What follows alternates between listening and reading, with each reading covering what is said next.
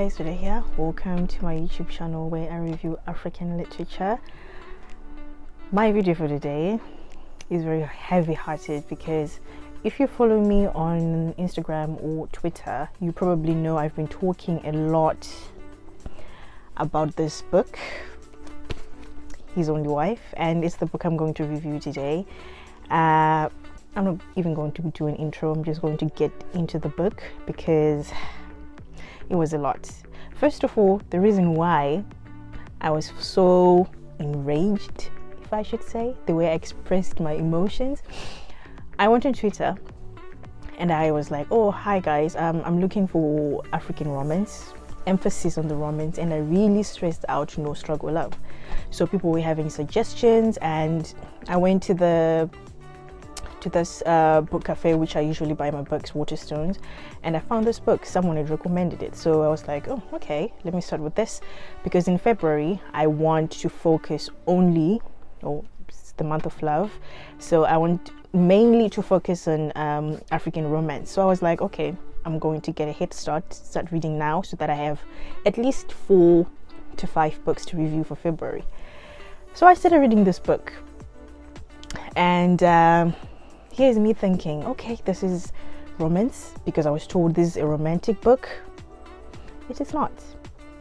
This book is not a romantic book. But before I get into it, I'm just going to read the synopsis and tell you guys more about the author, and then I will rant. Okay, so His Only Wife is a book by Adzo Medie. I hope I'm saying that correctly.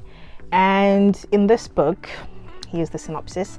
In one of the most talked about hilarious debuts of the year, Afi Tekple, a bright young seamstress from a small town in Ghana, is convinced by her family to marry a man she has never met. Elikem Ganyo is a wealthy businessman whose family has chosen Afi in the hope that she will distract him from a relationship with another woman they think is inappropriate. The fact that she doesn't know Elikem seems a small price to pay for a marriage that offers a family financial security and provides the key to a lifestyle she has always wanted. But when Afi arrives in Accra, Ghana's gleaming capital, she realizes a fairy tale ending might not be as she has hoped for. So His Only Wife has been recommended by so many people. I know it was part of a Reese Witherspoon's book club, so that means, you know, it's out there. So many people have read about it. And just to give you guys, if you want to know about the author, her name is Adzo Medie. She's a Ghanaian writer and senior lecturer in gender and international politics at the University of Bristol. The author of Global Norms and Local Action, the campaigns to end violence against women in Africa at Oxford University Press 2020. She holds a PhD in Public and International Affairs from the University of Pittsburgh and a BA in Geography from the University of Ghana. She was born in Liberia, and His Only Wife is her first novel. I'm actually surprised. This is a very good first novel, and I shall begin to rant. So there are a couple of themes in this book, okay? And as always, I always write at the back. The thing is, that's the other reason why I don't share my books. I write in my books. So as I'm reading, I write down so that I don't forget when I'm doing these videos. So in the first chapter, we meet Afi, and Afi, she's getting married to Elikem in absentia. So Elikem, the husband who she's supposed to get married to, is not there. So his brother steps in, which I was like, oh, that's very odd, because apparently he was away on business. And if Afi, she has all these questions. Okay, I would understand that there are men who are busy, but how can you not be there for your wedding? Of course, she gives like other examples of why people wouldn't attend their own weddings. It could be like visas, you know, it could be money, but this guy was rich.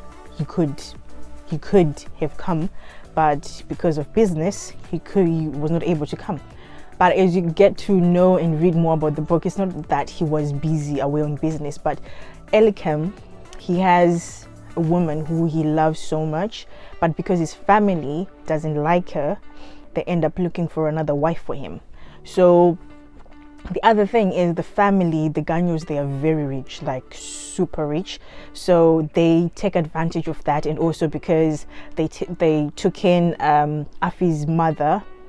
They took in Afi's mother when her dad died, so they took care of them. So in this book, you find that the mother feels indebted to auntie, that's Miss Ganyo, the mother of Elikem. And there's so much to unload on how it's always important for you to judge people when you see them for yourself, not from hearing what other people say. Because throughout this book, we don't meet the other woman. Her name is Muna, and she's from Liberia. And the reason why the family didn't like her is because she had a mind of her own, and she made her own decision. She wasn't controlled by the matriarch, who's called auntie in this book. So auntie, she likes controlling people, and she uses money for that. And you can see how she transforms Afi's life. Afi, they didn't have anything. She was in the village. She wanted to be a seamstress. That's how you say it, right? Seamstress, yes. She wanted to be a seamstress, and she had a talent. That's the other thing that I liked about her. She had ambition. So it's not like she was just tossed into something and didn't ask questions. She asked questions, and she had ambitions, and she went through a lot. Okay, I'm just going to start describing theme by theme, because if I just start ranting, I will not get anywhere. So one of the themes that I saw was colorism. Colorism comes in when they're describing Muna, so that's the other wife, how they were villainizing her, making seem as if, you know, she's bad, why she was not liked by the family. So they were saying, oh, she looks like a man, she's so dark, you know, she's not as pretty as you, you're lighter, you're what people are into at the moment. And colorism is something which is very, very evident in most of Africa. Like it has ended up with women and men bleaching their skin. Not that I'm judging each person to their own, but it's how people frown upon dark-skinned people. And now with the media, it seems like it's being glamorized, but it seems more of like a fetish. People like it when it's on social media, when people are like, oh my gosh, look at his skin, it's so nice. So, but when we're out there in the real world, people treat it very differently. So that's what you see here when it comes to how they were explaining the woman. So for me, when I was reading the book, I didn't want to immediately take the words that the family was saying about the woman. They were saying that she's a drunkard, and they were saying that she smokes. That's why one of the first child died, because they were saying she neglects the child. And they were saying that they had another daughter. So Elikem and Muna, they had another child, a daughter, but she was very sickly. I think she had anemia. No, she had sickle cell. Yeah, she had sickle cell. And they were saying it's because she's an unfit mother, she doesn't take care of her daughter and all of that. And after a while, I was like, okay, this is just too much. I don't think this is all true. So I didn't immediately take what the family was saying about the woman. I took time to really get to know her, to get to know for myself what exactly was going on. And we end up getting to meet the woman at the very last chapter, I think like 5 pages before the book ends. So that's when she realizes this. Another theme is the plight of extended family. So that's black tax. There was a lot to unpack when it comes to this, when it comes to black tax. And when you read about it, I know I shared a couple of pages, like her uncle, her father's brother, he felt so entitled. He would just call, oh, we need money for this, we need money for that, and he would just drop off his kids for her to take care of them without even consulting. He would just say, oh, they're your brother and sister, you know, you're supposed to take care of them, you're the sister, who else is going to take care of them? And he had loads of wife and a lot of kids, so he just felt like anyone should do that. And this other time he comes and he expects her to build a house for her, because he's decided he needs a house, so who else is going to do it rather than you know? There was also how black tax or extended family, sometimes they end up ruining marriages, and there's tension which is created because of the expectations, because of this thing with culture and respect and all of that. Some people, they feel a bit entitled. And there was also Afi and Mawusi, who was a cousin. The relationship, they had a very nice relationship. So they were opposites in the fact that Afi, she ended up getting married to the guy with the money. She was living this glamorous life. And then Mawusi, she had a boyfriend who she's had for a very long time, but they were not really on the rich side, but they had love, which is something that Afi was lacking in hers. So it was a bit of, you know, tipping the scale. But I really liked Mawusi because she was a voice of reason, even though at the end she was like, oh, you know what he's doing, you should just stay and see how it goes and all of that. But she kind of was a voice of reason. There was also financial literacy and knowledge for women in marriages. So when Afi's father died, he was in debt, and when he died, they were kicked out of the house, and people, they came to claim property and everything. And it was because she wasn't really aware of how the father was handling the money. So they literally ended up not having anything, and they had to start from scratch. So it kind of showed that as a woman in a marriage, and even when you're independent, it's very good to have financial literacy, because it will carry you forward, and you also knowing what to do when you come to this kinds of situation. There was also the norm of women not asking questions. Afi and her mother, they had this thing of not asking questions at the beginning, of which I think Afi, she actually asked more than her mother. Her mother was more on the submissive side. When I say submissive, I don't mean like day-to-day submissive, but it was more of like, you should never ask questions, you know. You should never ask questions. But with Afi, she was different because she wanted to know why. She would ask them, oh, where's my husband? Because even after she got married, she got moved to Accra, to the city, and she was living in this beautiful flat, but she was not moving it to the house. I think it was after she'd been married for 3 months, that's when the husband came. So he would call her every day, but he never came. So they never really met, you know. And it was weird. At first I was like, okay, maybe he is on business, but you have a wife, you know, 3 months and you're making a live in a flat. They were saying, oh yeah, he'll come. They kept making excuses as to why he was not coming. They were saying, oh, that woman, she's a witch, you know, she has a hold of him. And which is also something that I saw, like this thing of blaming women all the time when something happens. We're not holding men accountable. Always saying, oh yeah, it's the wife, it's the woman, excuse me, she's evil, she's doing this, she's doing that, she's doing this. And there was also what being a woman meant to Afi and versus Elikem. It was for Elikem, it seemed like he just wanted Afi to be there because obviously he was not going to leave Mona. That was very evident. The way he was moving, you could see that he was not going to leave. So like he came for like a month or so, and when he came, Afi fell in love with him. And for me, I was actually like, okay, maybe this is going very great. This is going good. Not knowing that this man was covering his shenanigans. Muna had traveled out of the country, so he took advantage of that, and then he came and he started staying with Afi. So I was like, okay, maybe something has happened. It was heavy. And the fact that I was blind when I went into it expecting romance, it was just, I was blindsided. But as time went on, I became enraged because she was asking all these questions. No one was answering all these questions. And as you can see, I'm even stammering because it was just too much. I felt bamboozled because I was like expecting something. I was like, okay, fine, let me settle my romance. But that's not the case. There was also professionalism. So how Afi ended up working with Sarah, there was a lot of professionalism, which was different from when she used to work at the workshop when she was back in a village.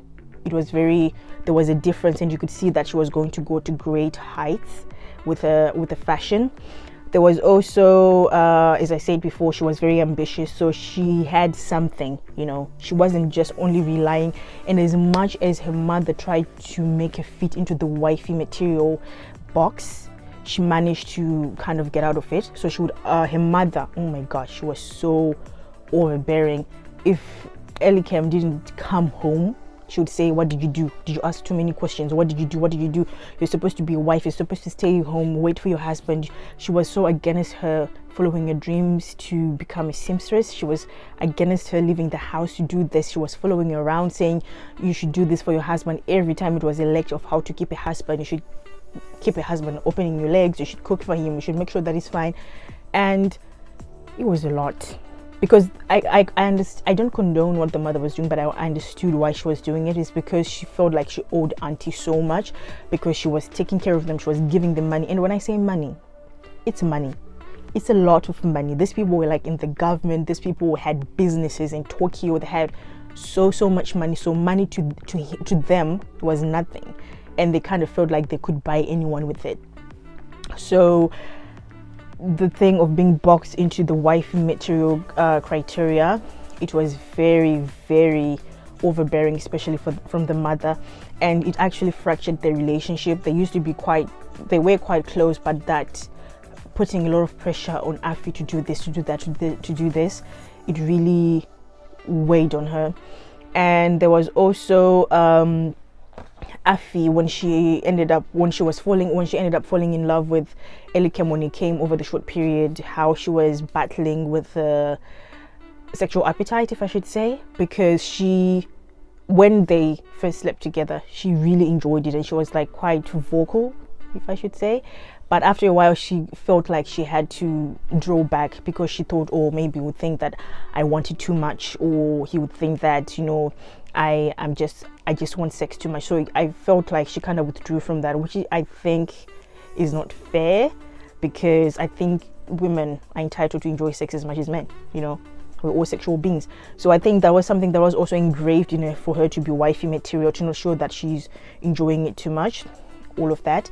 There was also how auntie had a savior complex. So the mother, Miss Ghanaian, she had a savior complex in the fact that she would give money, and then with one hand, and then she would control people with the other hand. So obviously, when she gave you money, she gave Afi's mom a job, she gave her a house, she gave her money. She was a leader in this church committee group. So she had power and she had money, so she knew how to control it. And even when Afi, at one point, when she found out that Elikem was back with Muna when she was pregnant, she went back to her house, and she refused to go back. She went back home to her mom. She refused to go back to the marriage. She was like, what kind of marriage is it that I'm a wife, but I don't have a husband? He's alive, but he doesn't come home. He's with another woman, and why is he not leaving? And the family were like, oh, how this woman has a hold on her, she's using juju to have a hold of him and all of that. So they were blaming the woman because they didn't like her. She had a mind of her own. She would make her own decisions, so she wasn't controlled by money. So for them, that was actually a hindrance, because they ended up not feeling comfortable going to the house. So when Afi came, they now did whatever they wanted when they came to the house, all of that. She didn't have a say, because she was the good daughter-in-law. So that actually put a strain on what happened. And auntie, she was a villain, man. She was bad. And how people control money, I've never really been around people with this mega rich, so I wouldn't know. But from what exactly I was seeing with auntie, she was not a good person. So there's also that. And there's obviously, money talks louder in any situation. People can be bought, some other people not. In this case, Afi could not be bought, but they made sure to remind her that she was nothing, and where she was now, she had a shop, she had a boutique, she had like her own place where she was now designing things and all of that. She had a house, she had money, she had all of that. She had built her a house for her mom, and they made sure to remind her that without them she would have been nothing. So yeah, they did that. They were like, if it were not for us, you would not have had all of this, so you need to do what we're saying for you to have this, for you to continue having this life. But at the end, she left. She couldn't do it anymore, because the way that she caught Elikem and Muna, I will not spoil this for you. I think I've spoiled enough, but it was yeah, man, it was a lot to unpack in this book. There was just a lot, and I know I've ruined a bit, but make sure to grab a copy. Maybe I'm not doing it justice. I liked it, but because I was expecting something else. But I would give this out of 5, I would say a 3.7. I liked how she was writing. The writing is flows and it's very straightforward. I really liked that. I also liked that I was engaged, but it's one of those stories where when you read, you're like you get enraged by it, but it doesn't last that long, if that makes sense. Like when I was reading it, I was very much into the moment. Like I didn't leave. If I didn't have work, I would have read it in like a day, but I finished it in like 3 days. But it's like after you finish it, maybe because I was expecting a different ending, but I think the ending was quite perfect, because other people were saying it's a feminist book. It is, but it's not your typical feminist book, which is good, because feminism is being given a choice, you know. So she chose what she saw fit for her.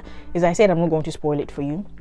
What happens later on. As I say, she left, yes, but what happens later on, you'd see, like, you know, she was really in love with him, and then him saying, oh, I love you both, and then saying he can't leave the other wife. Please, whoever you are, whatever you do in life, make sure you leave people to marry who they want, and you marry who you want, because I can imagine being in Afi's situation. I don't think that'll be a good thing. So I hope my review helps you to pick up this book and read it. I enjoyed it, as I said before, as much as I was enraged, only because I thought it was romance, so I was expecting something else. But other than that, I hope you enjoy it, and if you want to talk about it, my DMs are open. We can talk about it a bit more, which parts you liked, which ones you did not, and all of that. And I hope, fingers crossed, I'm going to try and contact her so I can like do another interview and ask her questions. I'm not anytime soon. I'm hoping to start doing that later on when I have a few things out of the way. But thank you so much for watching this video. I hope you have a fantastic week, and until next time.